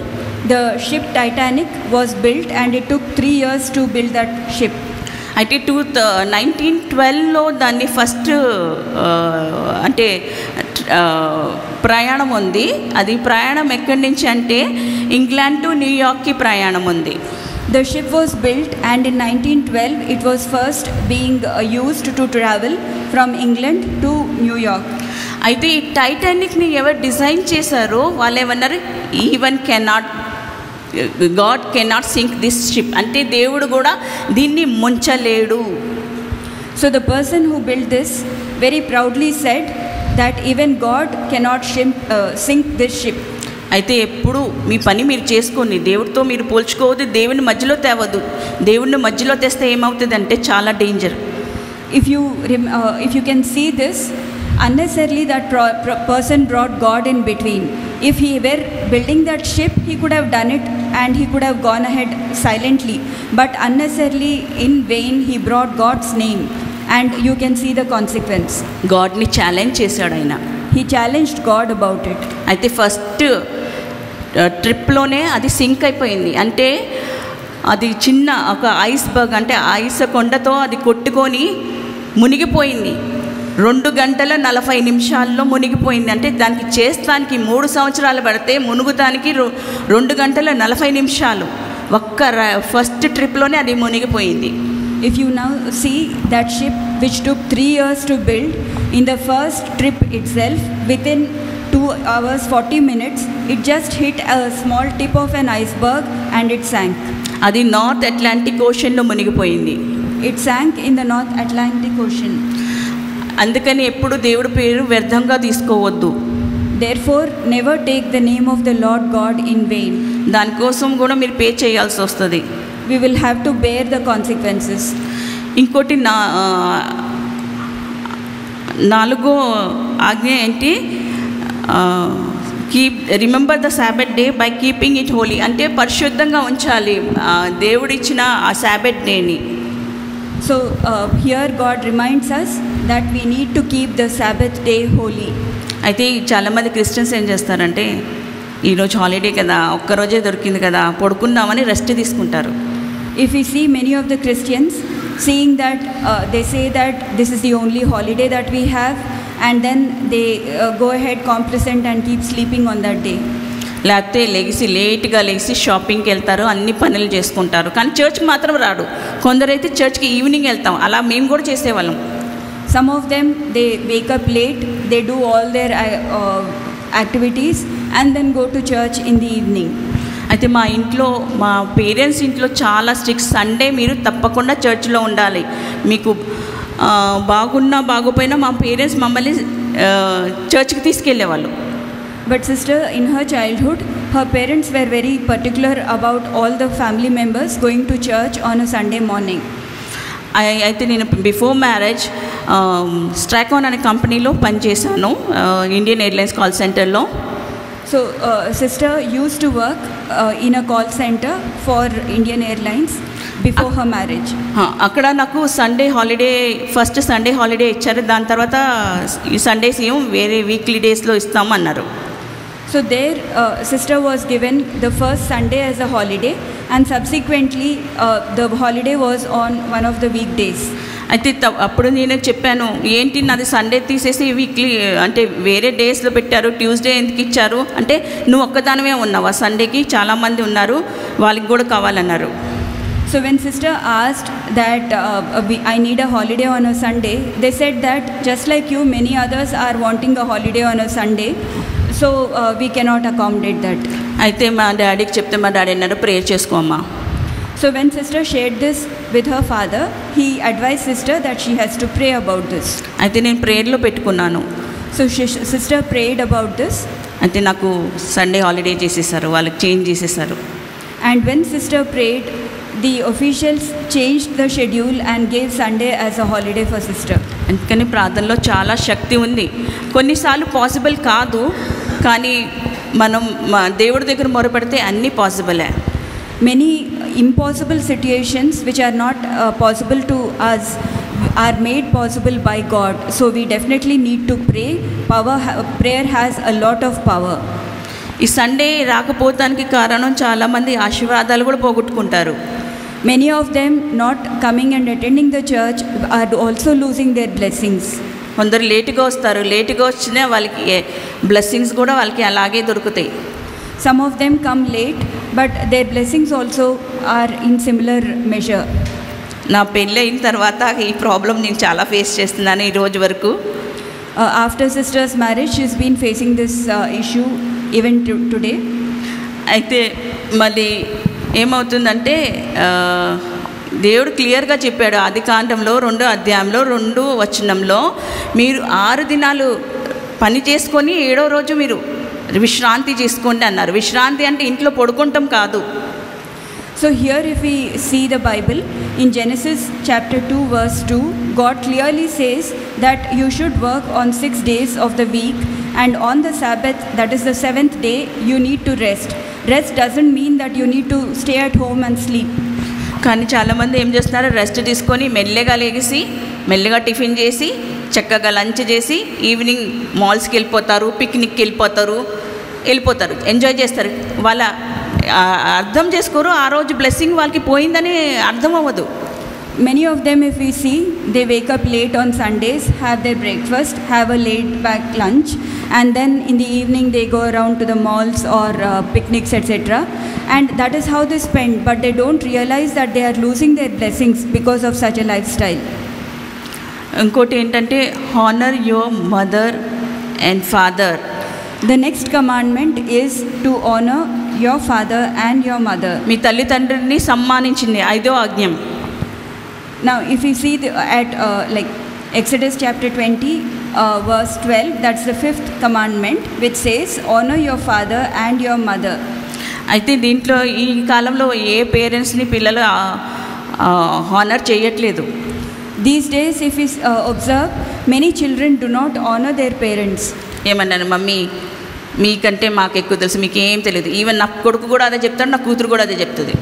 Many of the children tell to their parents that they don't know anything. Even sister is seeing this from her own children. నేనంటాను, నువ్వు చదివిందే మేము చదివాము, same ఏ subjects మారలేదు, కొంచెం ఏమేదో మారు ఉంటుంది కానీ అదే మ్యాథ్స్, అదే ఫిజిక్స్, అదే సైన్స్, కొంచెమే మారు ఉంటుంది కానీ నీ చదివిందే మేము చదివాము అంటాం. So sister tells them that whatever you are studying today, I have already read. There is not much of change from what I studied and what you are studying today. ఈరోజు కాలం పిల్లల మాట పేరెంట్స్ వింటున్నారు కానీ parents మాటల పిల్లలు వింటలేదు. These days are becoming so different that parents are required to listen to what the children say, but children are not obedient to the parents. ఎందుకంటే ఒకసారి ఆశాంటి ద్వారా చెప్పారు, పేరెంట్స్ నా మాట వింటలేదు కాబట్టి మీ పిల్లలు కూడా మీ మాట వింటలేదు అని చెప్పారు క్లియర్గా. So once God revealed this through Asha auntie, where God said that the parents are not obedient to God, so their children are not obedient to them. అయితే పిల్లలు ఏం ఫేస్ చేస్తున్నారు, ఈ కాలంలో స్టడీస్లో ప్రాబ్లం అవుతుంది, జాబ్లో ప్రాబ్లం అవుతుంది, ఇంకా చాలా మ్యారేజెస్లో ప్రాబ్లం అవుతుంది. కానీ అవన్నిటికీ మనం జయించాలంటే ఫస్ట్ పేరెంట్స్ని ఆనర్ చేయాలి. So now if we see, children are facing so many issues with respect to their studies, their jobs, their marriages, etc. Now if we have to overcome all these situations, then we need to learn that we need to honor our parents. మనం best example జీసస్ని చూద్దాం. Let us take Jesus. He is the best example how he honored his parents. అయితే యేసు ప్రభు మానవుల దయందు దేవుడి దయందు పెరిగారు. So our Lord Jesus grew up in the favor of God and man. అయితే లాస్ట్లో తన క్రాస్లో ఉన్నప్పుడు కూడా తన తల్లిని వదిలేయలేదు. Even while he was crucified and was on the cross, he never forgot his mother. ఆయన రెస్పాన్సిబిలిటీ ఏం చేశారంటే తల్లిని యోహాన్ డిసైపుల్కి అప్పచెప్పారు. He took up the responsibility and ensured that his mother is taken care of by his disciple John. కానీ ఈరోజు పిల్లలు ఏం చేస్తున్నారు, తీసుకెళ్ళి ఓల్డ్ ఏజ్ హోమ్లో పడేస్తున్నారు. But today if we see, many children leave their parents in old age homes. ఇంకా blessing కావాలని ఏం చేస్తారు వాళ్ళు, చర్చిలో కుర్చీలు ఇస్తాం, టేబుల్స్ ఇస్తాం, భోజనాలు పెడతాం, పూర్స్కి బ్లాంకెట్స్ ఇస్తాం. అవన్నీ చేస్తే ఏం blessings Rao. Here people leave their parents in old age homes and they think that working in the church, providing for the poor people and then giving food, that will give them blessings. But those are not what God says here. They need to honor their parents. Parents చూస్తేనే మీకు ఆశీర్వాదాలు వస్తుంది. Only when you take care of your parents and honor them, you will be blessed. ఒకసారి మా భర్త గురించి దేవుడు చెప్పాడు. వాళ్ళ సిబ్లింగ్స్, మా భర్త సిబ్లింగ్స్ వచ్చి 7 members. So God spoke to sister about her husband's family. Her husband has all of them are 7 siblings. మా husband last. Her husband is the youngest. మా అత్తగారు చాలా depression patient.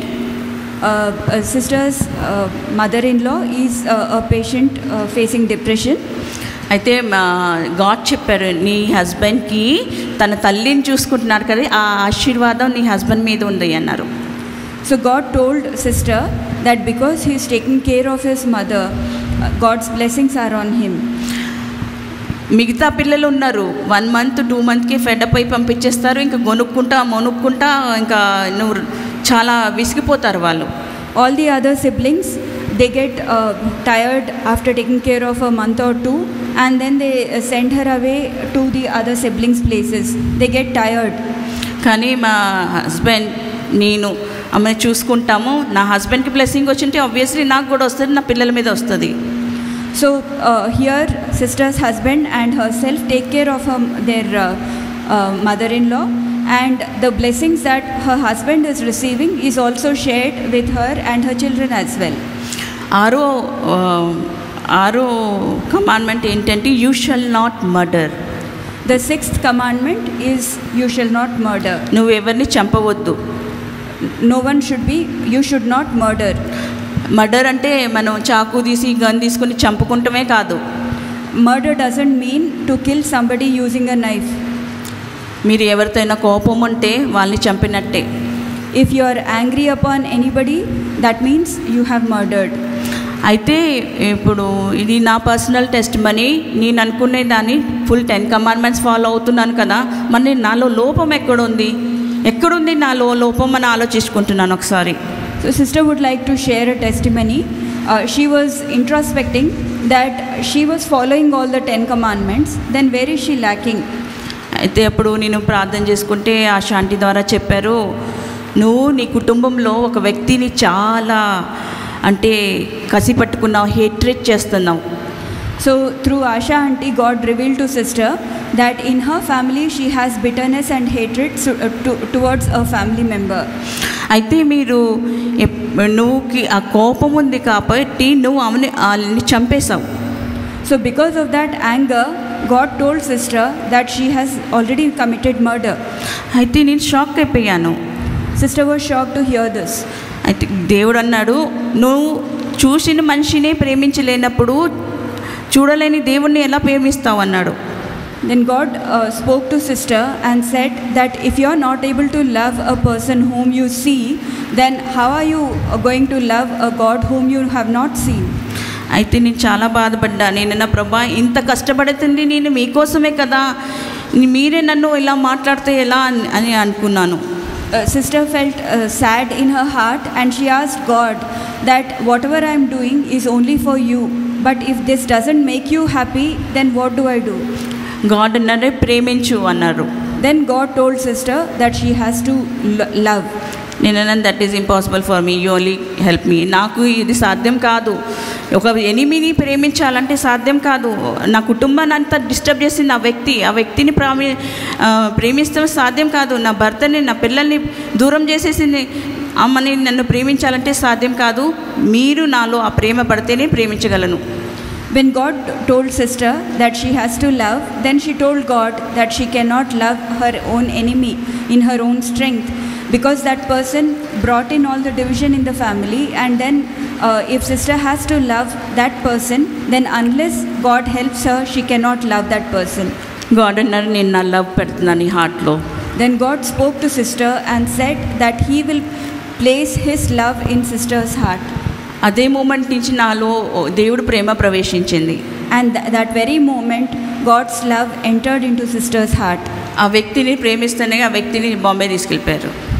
The moment she started loving that person, God helped that person to go away to Bombay. వాళ్ళ siblings Her siblings took her away to Mumbai.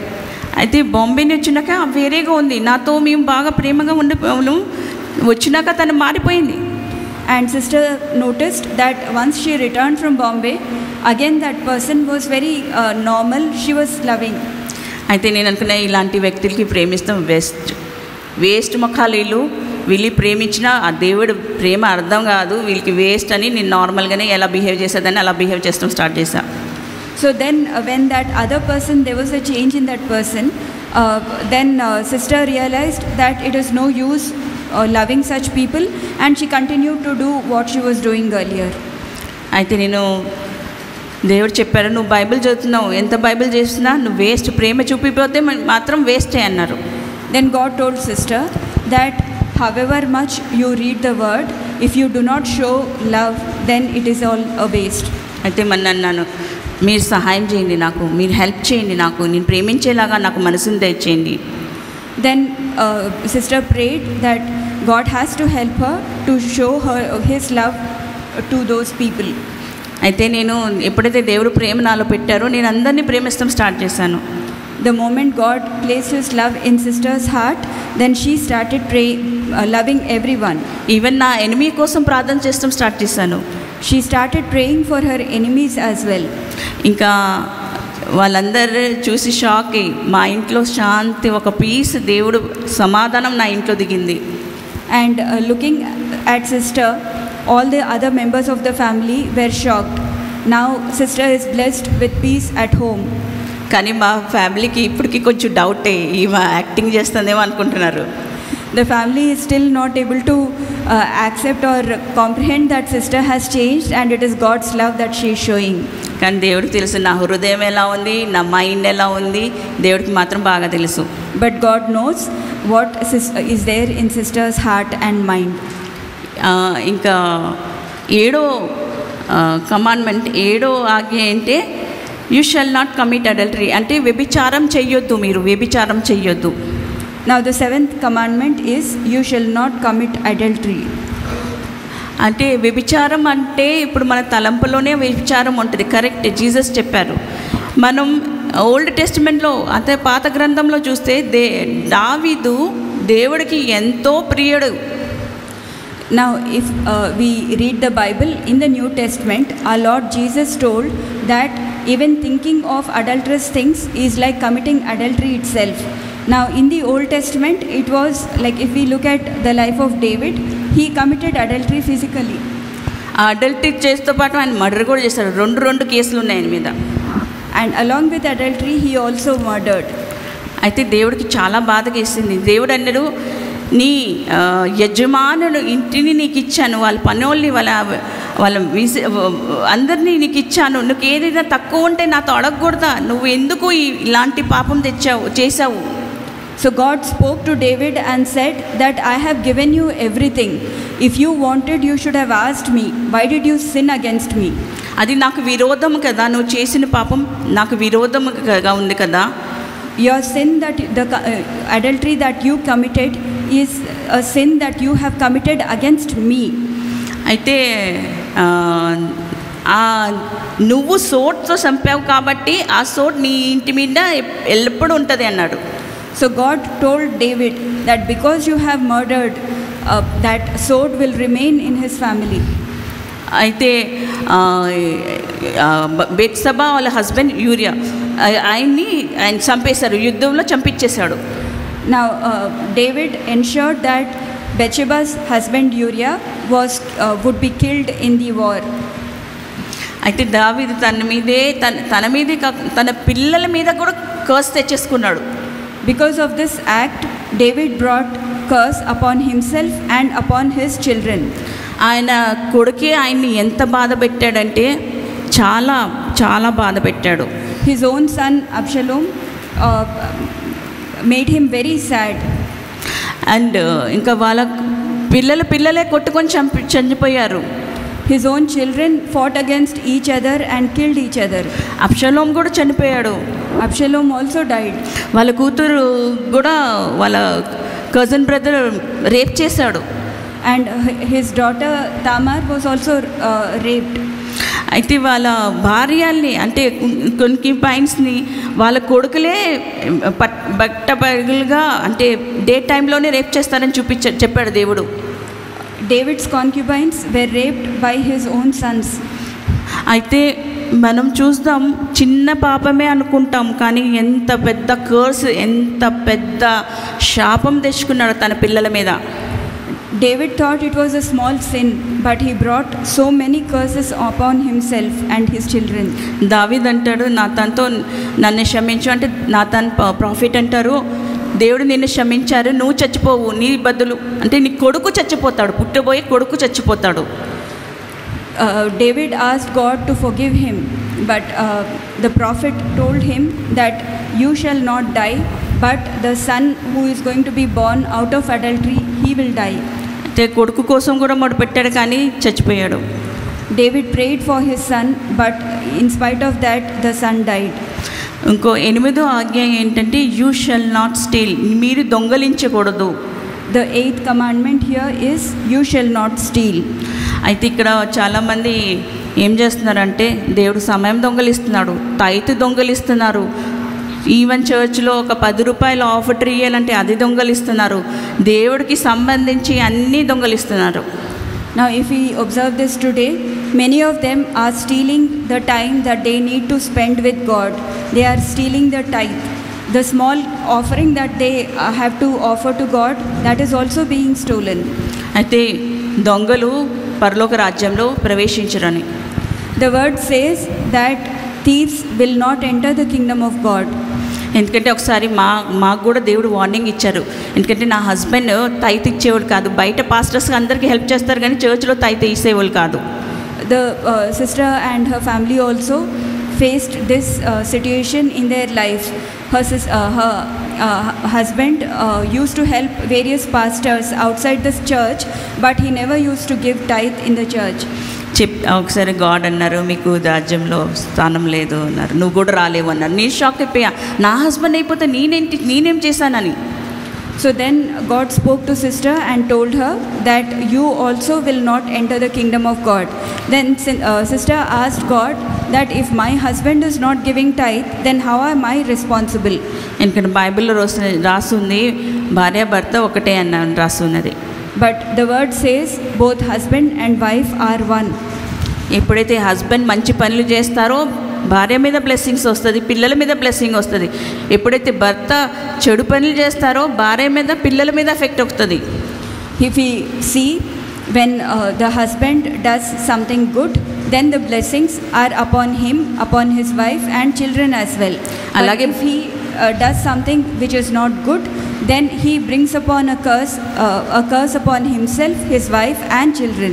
అదే రీతిగా భార్య కూడా మంచి పనులు చేస్తే భర్త మీద పిల్లల మీద బ్లెస్సింగ్ ఉంటుంది. Similarly, if the wife does something good, then the blessings are upon her, her husband and her children. అలాగే ఈ కాలంలో భర్తలు ఏమనుకుంటారు, మాది ఇది ఇంట్లో పడి ఉంటుందిలే ఏదైనా చేసుకోవచ్చు అని ఎంజాయ్ చేసుకుంటూ ఉంటారు.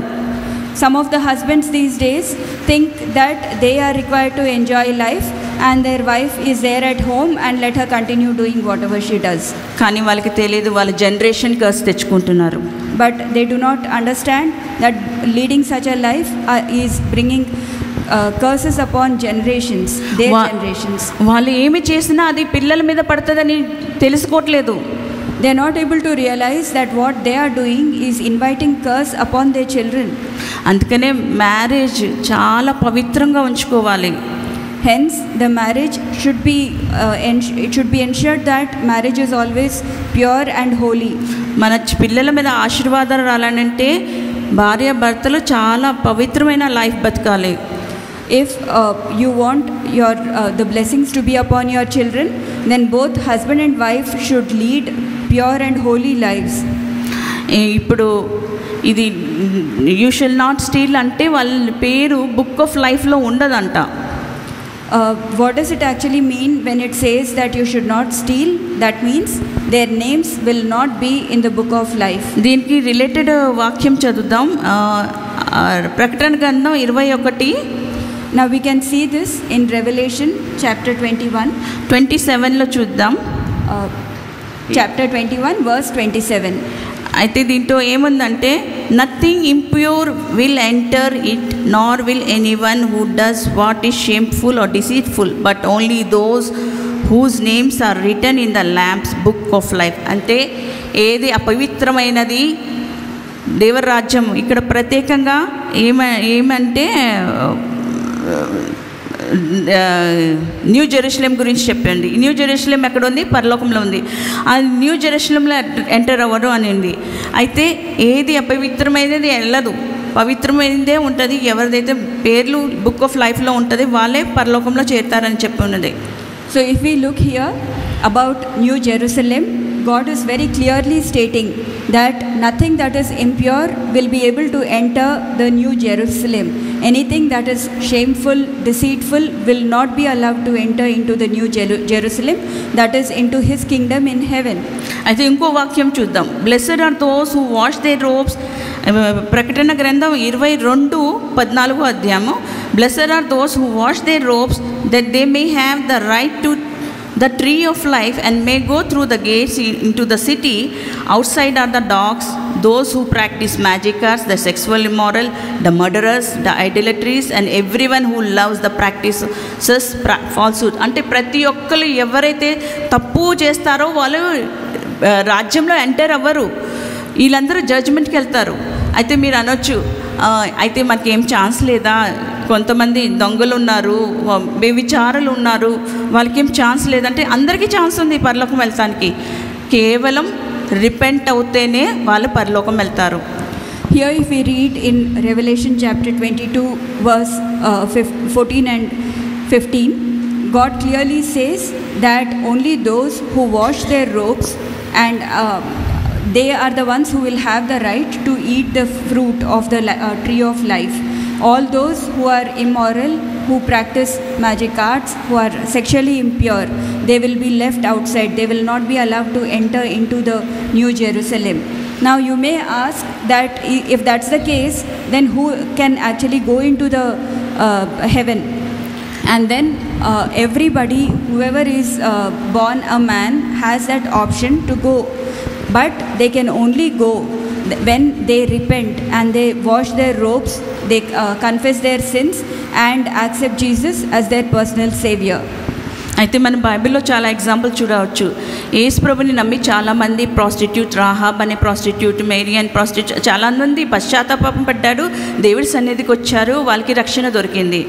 Now, if we see, there are so many instances in the Bible where people like prostitutes like Rahab, they have repented, and then they too got that chance of entering the kingdom of God.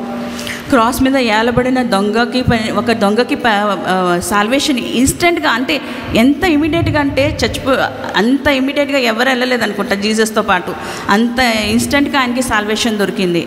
Now the thief on the cross, instantly when he repented, he got the salvation and he was able to join Jesus. మనం Zechariah tax కలెక్టర్ని కూడా చూద్దాం, ఆయన కూడా పశ్చాత్తాపం పడ్డాడు, ఆయన కూడా సాల్వేషన్ పొందుకున్నాడు. Even Zechariah the tax collector, when he repented, he too obtained salvation. ఇంకోటి 9th ఆజ్ఞ ఏంటి? You shall not give false testimony against your neighbour. అంటే మీరు మీ పక్కవారి గురించి ఎవరి గురించి అబద్ధ సాక్షి పలకకూడదు అని ఉంది. So if we look at the 9th commandment, it says you shall not bear false witness against your neighbor. అయితే ఇక్కడ మనం చూద్దాం, బైబిల్లో నుంచి ఎగ్జాంపుల్ చూద్దాం. ఒకటైతే జీసస్ కోసం ఫాల్స్ టెస్టిమనీ చెప్పారు, స్టెఫెన్ కోసం ఫాల్స్ టెస్టిమనీ చెప్పి ఆయన్ని రాళ్ళేసి చంపేశారు. Now if we look in the word of God, there are so many instances where false witnesses spoke against our Lord Jesus. Similarly, false witnesses ensured that Stephen was stoned to death. అయితే ఇక్కడ Jesus వాళ్ళని క్షమించమన్నాడు, Stephen కూడా క్షమించమన్నారు. So Jesus told that those false witnesses have to be forgiven. Stephen also prayed the same thing about the false witnesses who ensured that he was killed. నా మీద కూడా చాలా అబండాలు వేశారు నా ఇంటి వాళ్ళు. Even upon sister, many of her own family members spoke wrongly about her.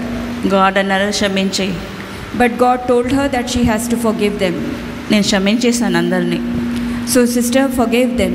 కానీ అప్పుడప్పుడు కోపం వస్తే మళ్ళీ సారీ గాడ్ జ్ఞాపకం చేసుకోకూడదు. మనం క్షమించామంటాం, 10 సార్లు క్షమించామంటాం, కానీ అదే రికవర్ చేసుకుంటూ ఉంటాం, అదే జ్ఞాపకం చేసుకుంటాం.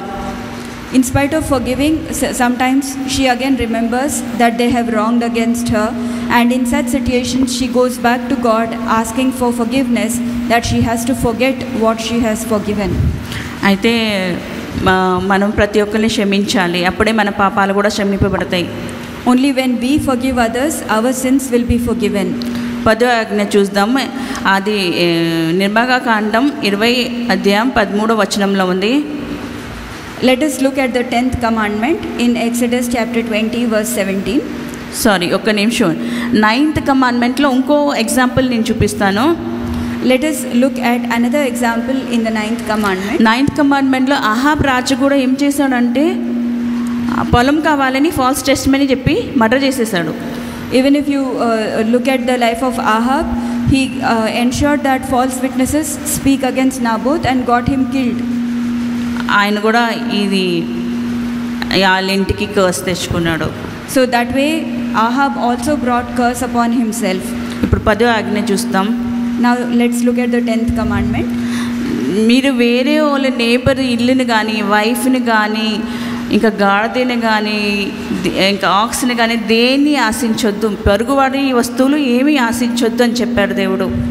In the 10th commandment, God is saying, you shall not covet your neighbor's house, you shall not covet your neighbor's wife, nor his male servant, nor his female servant, nor his ox, nor his donkey, nor anything that is your neighbor's. అయితే ఇక్కడ ఏం చేస్తున్నాడంటే, ఇక్కడ మళ్ళీ మనం ఆహాబ్ని దావీద్ గారిని చూడొచ్చు. Now let us look at the lives of King David and Ahab. దావీద్ ఏం చేశారంటే వేరే పొరుగు వాళ్ళ సోల్జర్ వైఫ్ని ఆశపడ్డాడు. Now if you look at the life of David, he coveted his neighbor's wife, his own soldier's wife. అదే కాకుండా murder కూడా చేసేసాడు. He went ahead and murdered him as well. దాని రిజల్ట్ మీకు అందరికీ తెలుసు కదా. And you know the result of what happened because of that. Ahab కూడా అదే చేశాడు. వాళ్ళ నేబర్ అంటే పొలం కావాలని చంపివిచ్చి అబద్ధ సాక్షులు పెట్టి చంపించేసింది వాళ్ళ wife.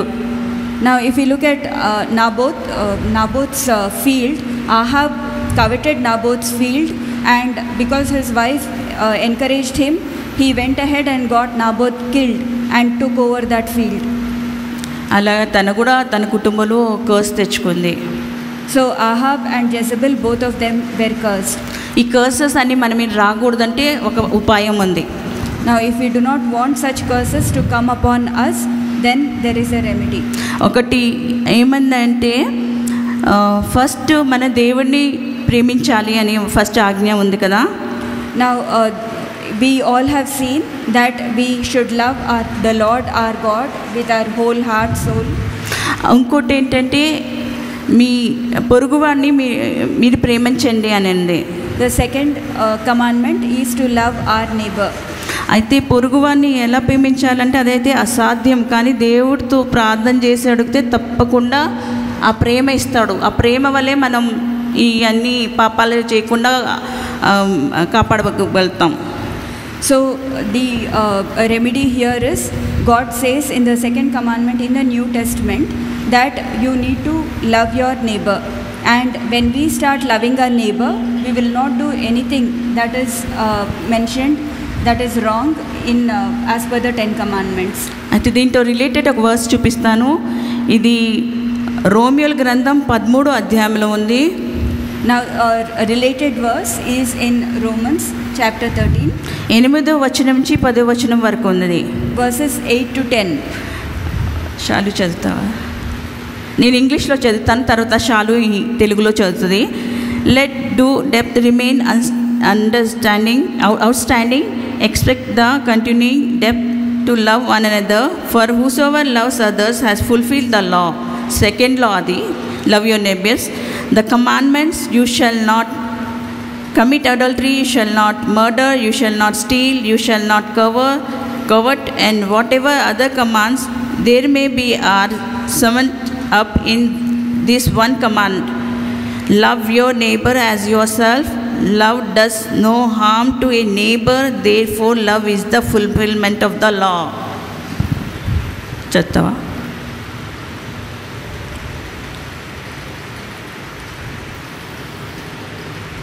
Romans 13 chapter. Romans 13 chapter 8 to 10. ఒకరినొకడు ప్రేమించుట విషయములో తప్ప మరేమియూ ఎవనికిని అచ్చి ఉండవద్దు. పొరుగువానిని ప్రేమించిన వాడే ధర్మశాస్త్రమును నెరవేర్చినవాడు. ఎలాగనగా వ్యభిచరింపవద్దు, నరహత్య చేయవద్దు, దొంగిలవద్దు, ఆశింపవద్దు అనునవన్నీయు మరి ఏ ఆజ్ఞ అయినను ఉన్న ఎడల అదియు నిన్ను వలె నీ పొరుగువానిని వలెనను వాక్యములో సంక్షేపముగా ఇమ్మడి ఉన్నవి. ప్రేమ పొరుగువానికి కీడు చేయదు గనుక ప్రేమ కలిగి ఉండుట ధర్మశాస్త్రమును నెరవేర్చుటే. అయితే ఎప్పుడైతే మీరు పొరుగువారిని ప్రేమిస్తారో మీరు వాళ్ళకి ఏం హాని కలిగించరు. The moment you start loving your neighbor, you will not do anything that is against them. అయితే 5వ కమాండ్మెంట్ నుంచి 10వ కమాండ్మెంట్ వరకు మీరు follow అవ్వనట్టే. So if you love your neighbor, that means you are keeping all the commandments from 5th to 10th. మనం దేవుణ్ణి ప్రేమించి మనిషిని ప్రేమించి పెడితే వ్యర్థం, వాళ్ళు కూడా పరలోకం వెళ్ళరు. If we love God and we not love our neighbors, they will not enter the kingdom of God. So as sister said that if we love God but do not show the love towards their neighbor, then also you will not be able to go to the heaven. అయితే ఇది చాలా నేబర్స్ని ఎనిమీని ప్రేమించాలంటే చాలా కఠినమైన పని. So loving our enemies is a difficult task. అయితే ఇప్పుడు అది మనం ఇప్పుడు కాలంలో ఏమంటారంటే నాకు ఇల్లు కావాలి, బంగళా కావాలి, జాబ్ కావాలి అనే కావాలి. దానికంటే ముందు గాడ్ నాకు నా హృదయంలో మీ ప్రేమతో నింపమని అడగండి. So today when we pray, let us, instead of asking God for material things, let us ask God to fill our hearts with His love. ఎప్పుడైతే ఆ ప్రేమ మీలో ఉంటుందో ఆటోమేటిక్లీ మీకు రిపెంటెన్స్ వస్తుంది, అంటే మీరు చేసిన పాపాలకి పశ్చాత్తాపం పడతారు. So the moment you have His love in your heart, you will automatically ask God, you will repent and ask God for forgiveness. అప్పుడు మీరు రిపెంట్ అయితే మళ్ళీ ఆ ప్రేమ మీలో ఉంటుంది కాబట్టి మీరు అందరినీ ప్రేమించగలుగుతారు. when you have God's love in your heart, you will be able to love everyone. అయితే నేను ఒకసారి దేవుని ప్రశ్నించా, ప్రభా చాలామంది అంటే చాలామంది చనిపోతారు, కోపంగానే ఉండి చనిపోతూ ఉంటారు, కానీ ఎందుకు వాళ్ళు హాస్పిటలైజ్డ్లో ఉంటారు, ఎందుకు అలా సిక్ అవుతారు, నీ బిడ్డలే కదా అని ప్రజలే కదా అని నేను ప్రశ్నించాను ఒకసారి. Once sister asked God that why is it that his own children endure so much of hardship in the hospital and then they pass away. నీతిమంతులు కూడా ఎందుకు అంత బాధపడతారు చనిపోయే ముందు అని అడిగాం. She asked God why even righteous people suffer so much before death. God అన్నారు, వాళ్ళ జీవితంలో చేసే పాపాలన్నీ రిపెంట్ అవ్వాలని, రిపెంటెన్స్ అయినాక నేను తీసుకోవాలని అందుకే నేను అలా చేస్తున్నా. So God shared this with sister that all of them should be repenting of their sins and only after that reach to me, and that is why I give them this time to repent. Sudden death ఎవరి మీద వస్తుంది? Wicket మీద వస్తుంది. Sudden death comes upon the wicked one. ఎందుకంటే వాళ్ళకి కూడా warning ఇస్తారు, కానీ వాళ్ళు వినపోతే వాళ్ళకి ఇంకా సడన్ డెత్ వస్తుంది. God gives a warning to them also, and if they don't listen then there will be a sudden death. కానీ దేవుడు ప్రజలకి దేవుడు టైం ఇస్తాడు, వాళ్ళకి డెత్ బెడ్ మీద కూడా టైం ఇస్తారు రిపెంట్ అవడానికి. So God gives time even for his children so that they can repent even on their deathbed. ఎందుకంటే ఓన్లీ పవిత్రమైన వాళ్ళే ఆ లోకంలో పరలోకంలో వెళ్ళగలుగుతారు, ఆ పవిత్రమ వాళ్ళకి లేదు place. Only those who are pure in heart will be able to go to heaven. ఈ చిన్న వాక్యాన్ని దేవుని దీవించును గాక. ఆమేన్. May God use this small word for his own glory. Amen.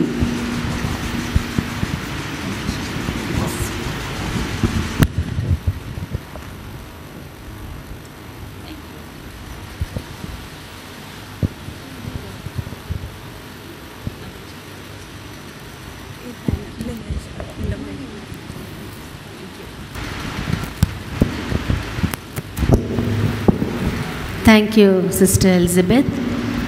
Sister ఎలిజబెత్కు వందనములు. We'll have a concluding prayer. ప్రార్థించుకుందాము. Gracious and loving Heavenly Master, పరలోకమందున మా తండ్రి, thank you, Lord, for the word. మీరు మాకు ఇచ్చిన ఈ వాక్యం బట్టి మీకు వందనములు చెల్లిస్తున్నాము. Yes, Lord, we need your agape love. అవును ప్రభువా, మీ అగాపే ప్రేమ మాకు అవసరము. Place that unconditional love in our hearts. ఈ అగాపే ప్రేమ మా హృదయాల్లో ఉంచండి ప్రభువా. Bind us together with your love with cords that can never ever be broken. మమ్మల్ని అందరినీ కూడా మీ అగాపే ప్రేమతో కట్టమని అడుగుతున్నాము. Build us all one in your body, one accord, one mind, O God. మా అందరినీ కూడా మీ సంఘంగా, ఏక సంఘంగా మమ్మల్ని అందరినీ కూడా కట్టమని మొరపెడుతున్నాము. I commit every child present here into your care. ఇక్కడ ఒక్కొక్కరిని కూడా మీ హస్తంలకు సమర్పిస్తున్నాము. We once again remember Brother Phillips, O God. మేము మరి ఒకసారి ఫిలిప్స్ అంకుల్ని మీ ముందు మొరపెడుతున్నాం నా ప్రభువా. Father, by your stripes he is already healed. మీరు పొంది ఉన్న గాయముల చేత ఆయన ఆల్రెడీ స్వస్థత పొందుకొని ఉంటున్నారు. I place the ring of fire to burn up every bacteria, every germ. ఆయన చుట్టూను కూడా మీ కంచెను వేస్తున్నాను. ప్రతి వ్యతిరేకమైన ఏదైతే బలహీనత తీసుకొచ్చే క్రిములనన్నింటినీ కూడా దూరపరుస్తున్నాము. I fill his whole being with your precious blood of the Jesus Christ of Nazareth. ఆయన ప్రతి అవయవంను కూడా మీ రక్తంతో నింపుతున్నాము. I pray complete health, O God. మంచి ఆరోగ్యం కోసం మేము మీకు మొరపెడుతుంటున్నాం దేవా. I commit him into your Holy Spirit's care. ఆయనను మీ పరిశుద్ధాత్మ చేతికి అప్పగిస్తున్నాం నా ప్రభువా. I pray strength for Sister Asha Phillips. ASHA ఆంటీకి మీ బలమును దయచేయమని మొరపెడుతున్నాము. Father, give them, Father, your comfort at this moment. వాళ్ళిద్దరినీ కూడా మీరు ఆదరించి కాపాడమని మొరపెడుతున్నాము. Bring them home, Father, for your glory. ఇవన్నీ కూడా యేసు ప్రభు నామంలో అడుగుతున్నాము, మీ మహిమార్థమే. We thank you that you heard us, O God. మీకు వందనములు నా ప్రభువా, మీ రక్తంతో కప్పబడుతున్నాం కాబట్టి. And I commit every child here present to be, Father, prepared for the day of your coming. ఇక్కడ ఉన్న ప్రతి ఒక్కరిని కూడా నా ప్రభువా మీ రాకడ కోసము సిద్ధపరచమని మొరపెడుతున్నాము. I also commit them into your holy care. మా అందరినీ కూడా మీ చేతులకు సమర్పించుకుంటున్నాము. In Jesus' precious name I ask. మన యేసు ప్రభు పేరట మిక్కిలి వినయంతో అడుగుతున్నాం తండ్రి. Amen. Amen. Amen. Now may the love of our God, the grace of the Lord Jesus, and the sweet fellowship of the Holy Spirit be with us now and forevermore. Amen. Amen. Amen. So we have coffee and snack. Please have fellowship. Any prayer requests are welcomed. Thank you. అందరము coffee తీసుకొని మనము ఏవైనా ప్రార్థన request ఉంటే ముందుకు రమ్మని అడుగుతున్నాము. Thank you. We can disperse. God bless you all. దేవుడు మిమ్మల్ని దీవించును గాక.